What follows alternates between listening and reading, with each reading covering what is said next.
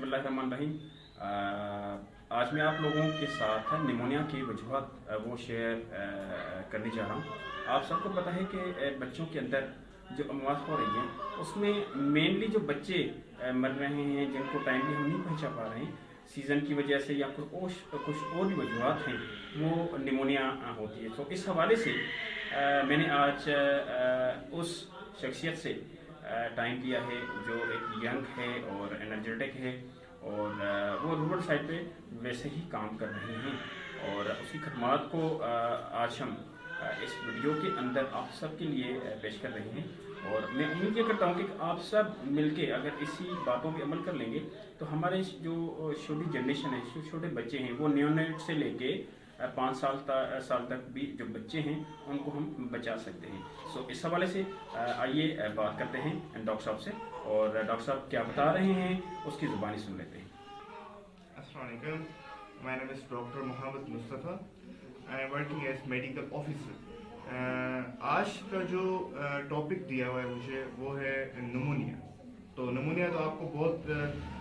सुना होगा आपने, ठीक है ना, और आपको कुछ तो मालूमात होगी उसके बारे में। पर आज मैं जो इसके बारे में बताना चाह रहा हूँ वो कुछ डिटेल में बताना चाह रहा हूँ और मैं यही चाहूँगा कि इससे आपको फ़ायदा हो, जितना हो सके फ़ायदा हो। मैं इसके अंदर पहले तो नमूनिया बताऊँगा, नमूनिया होता क्या है, ठीक है, और कैसे होता है, ठीक है ना, और इसके बचाव के लिए हम क्या क्या कर सकते हैं और इसकी कुछ अलामत मैं बताऊंगा। अलामतें कौन सी हो सकती हैं जिनकी वजह से मतलब आप उनको महसूस कर लें कि ये अलामत हो सकती हैं और उसके बाद ये नमूनिया हो सकता है, और ऐसी कुछ चीज़ें जो हम घर बैठ के कर सकते हैं और इसके बचाव के लिए कर सकते हैं। अच्छा, तो पहले हम बताते हैं कि ये नमूनिया होता क्या है, कैसे होता है। तो first of all, pneumonia is a chronic inflammatory and infection of both lungs and both air sacs of our lungs। ठीक है, ये क्या है, ये है कि मतलब इन्फेक्शन होता है इन्फ्लामेटरी अपर रेस्पिरेटरी ट्रैक्ट का, जो कम से कम 2 हफ्तों से ज़्यादा हो रहा हो, ठीक है ना, और मतलब बहुत ज़्यादा देर से मतलब कफिंग हो रही हो या फीवर या जितना भी हो रहा, पर ये एक इन्फेक्शन है इन्फ्लामेटरी लंग्स का, ठीक है ना। अब मैं कुछ अलामतें इनके बारे में बताऊंगा कि निमोनिया की अलामतें कौन सी हो सकती हैं। एक जो फर्स्ट ऑफ ऑल जो मोस्ट कॉमन अलामत है वो कफिंग है, ठीक है ना, कफ बहुत ज़्यादा हो रहा होगा, ठीक है ना, और दूसरा ये होगा कि नाइट स्वेट्स होंगे, फीवर हो रहा होगा, फीवर तकरीबन हाई ग्रेड फीवर होगा, ऑन एंड ऑफ फीवर आ रहा होगा, ठीक है, उसके साथ नाइट स्वेट्स भी होंगे इसको, ठीक है ना, और डिस्निया और टेकीकार्डिया ये होता है कि ज़्यादा दिल का तेज धड़कना और ये कि ज़्यादा तेज सांसें लेना, ठीक है ना। और एक और अलामत जो है वो मोस्ट कॉमन है जो हम देखी जाती है इस निमोनिया में, वो ये होती है कि सांस का फूलना, ठीक है ना, बार बार सांस का फूलना होता है या ऐसे ही मतलब बैठे बैठे सांस का फूलना होता है, ये एक अलामत है निमोनिया की, ये भी, ठीक है। ये कुछ अलामतें हैं जो देख के हम निमोनिया को एक करते हैं कि भाई ये हो सकता है, ठीक है ना। अच्छा, ऐसी कौन सी चीज़ें हैं जिनकी वजह से हो सकता है निमोनिया। निमोनिया की वैसे 3 इकसाम आती हैं, एक आता है बैक्टीरियल, एक आता है वायरल और एक आता है फंगल। जो हमारी कम्युनिटी में मोस्ट कॉमन आता है वो बैक्टीरियल होता है, ठीक है ना, और वायरल भी बहुत कॉमन होता है पर फंगल थोड़ा कम कॉमन होता है। अगर कफिंग के साथ हमारे कफ अगर कर रहे, खांसी कर रहे हैं, उसके साथ बलगम आ रहा है, ठीक है ना, और बलगम कोई व्हाइट कलर का आ रहा है या येलोइश कलर का आ रहा है, तो हम ये समझेंगे कि भाई ये निमोनिया तो है, ठीक है ना। अगर निमोनिया तो है पर इसके साथ कोई बैक्टीरियल या वायरल की इन्वॉल्वमेंट हो रही है, ठीक है ना। ये कुछ अलामत है और ये कुछ वजूहात हैं जिनकी वजह से हो सकता है। एक और वजूहात हो सकती है जिसकी वजह से हम कह सकते हैं कि ज़्यादा स्टे करना, हॉस्पिटल्स में ज़्यादा स्टे करना, और वहाँ पे अगर कोई ऐसी चीज़ें इन्फेक्शन है हो रहा है और आप अपना ख्याल नहीं रख रहे तो आप भी प्रोवोक हो सकते हैं, इन बीमारियों से हो सकते हैं, ठीक है ना। ये कुछ अलामतें हैं और ये कुछ वजूहात हो सकते हैं।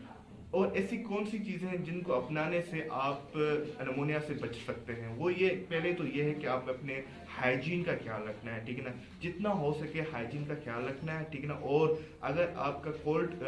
सीज़न चल रहा है या कोई भी ऐसा सीज़न चल रहा है जिसको आप समझ रहे हैं कि मतलब कोई फ्लू टाइप सीज़न चल रहा है, ठीक है ना, तो उस सीज़न में आपको जितना हो सके अपने आप को इन चीज़ों से लिमिटेड रखें, ठीक है ना, और अपनी कोल्ड चीज़ों से अपने आप को बचाएं, ठीक है ना। ये एक पर्सनल हाइजीन के हिसाब से आपका हो गया। अगर ज़्यादा अगर हो रहा है आपको तो लाजमी है कि जो भी आपका कोई करीबी कोई हॉस्पिटल हो या जो भी क्लिनिक हो, आप वहाँ से जाके रब्ता करें और अपने आप का अपना चेकअप करवाएं, वहाँ पे लाजमी है, ठीक है ना। ये कुछ चीज़ें हैं जो आपने अपने आप को अपनानी है अगर निमोनिया के रिलेटेड आपको कुछ महसूस हो रहा हो।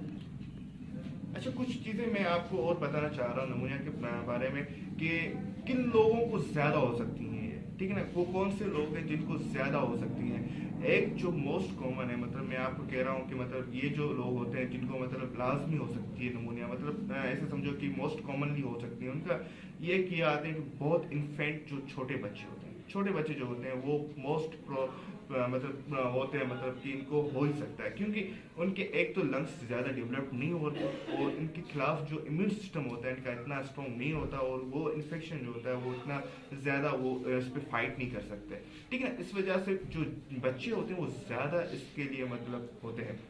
और दूसरे वो लोग जो इम्यून कंप्रोमाइज्ड होते हैं, जैसे कि मतलब उनको HIV, एड्स या डायबिटीज़ या हाइपरटेंशन, जो भी मतलब कोई कोमोर्बिडिटीज़ हैं उनको, तो वो ज़्यादा इनके लिए मतलब वो होते हैं, और रिस्क फैक्टर इनके ज़्यादा आ रहे होते हैं। और ये एक और भी हो सकता है कि ज़्यादा रिस्क फैक्टर्स के लिए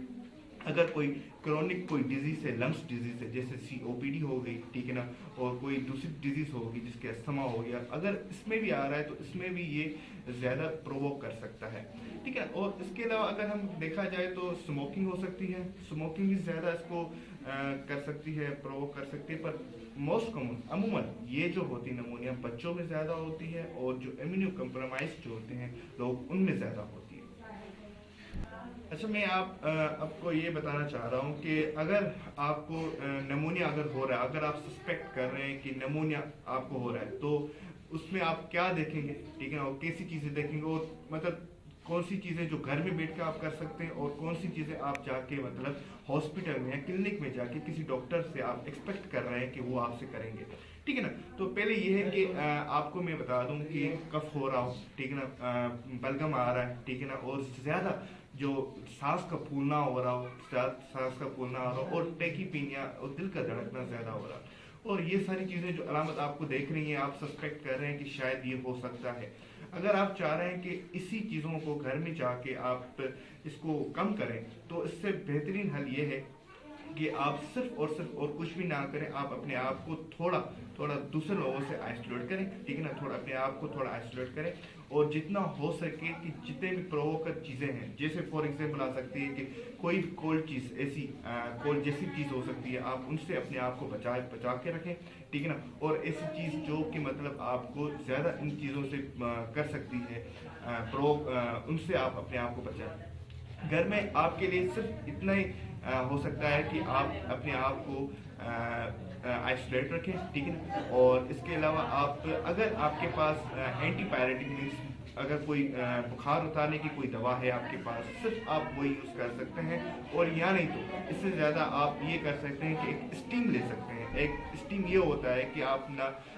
गर्म पानी का एक 10 से 15 मिनट का स्टीम ले सकते हैं, ठीक है, इससे ज़्यादा नहीं ले सकते, ठीक है। अगर इससे चीज़ें रिजोल्व हो रही हैं तो ठीक है, अगर नहीं हो रही तो आप फ़ौरन अपनी जो भी नज़दीक कोई करीबी अस्पताल हो वहाँ पे चले जाएं, ठीक है ना। वहाँ पे जाके जो डॉक्टर होगा आपका पहले तो ये देखेगा कि आपकी ब्रीथिंग रेट, जिसको हम बोलते हैं कि अपना सांस लेने की जो रफ्तार होती है वो कितनी आ रही है, ठीक है ना। अगर वो कोई 25 से 30 से ज़्यादा हो रही हो तो ये भी एक मतलब सिम्टम है उसका निमोनिया का। अगर इसके साथ और भी चीज़ें आ रही है, जैसे रोज रात को फीवर आ रहा है और बलगम भी आ रहा है और खांसी भी नहीं छोड़ रही बिल्कुल भी, ये सारी चीज़ें डॉक्टर देखेगा, ठीक है ना। अगर इसकी आपकी जो सांस का फूलना और ज़्यादा हो रहा है और आपकी जो धड़कन की जो वो है दिल की धड़कन भी ज़्यादा तेज़ हो रही है और सांस लेने की जो रफ्तार है वो भी तेज़ हो रही है, तो ये आपका एक सीवियर में आ जाएगा, और शायद उसके लिए आपको वहाँ पे अपने आप को वहाँ पे एडमिट भी करना पड़े। शायद वो तकरीबन एडमिट होता है कोई ज़्यादा से ज़्यादा 3 से 7 दिन के दरमियान, और इसके अंदर आपकी जो सारी चीज़ें होती हैं वहाँ पे ख़त्म सही हो जाती है और सारी ट्रीटमेंट वहाँ पे प्लेन हो जाती है, और उसके बाद फिर क्या नाम है आपको डिस्चार्ज किया जाता है, और इंशाल्लाह उसके बाद फिर कम ही चांसेस होते हैं कि रिकरेंट वहाँ पे इन्फेक्शन हो आपको।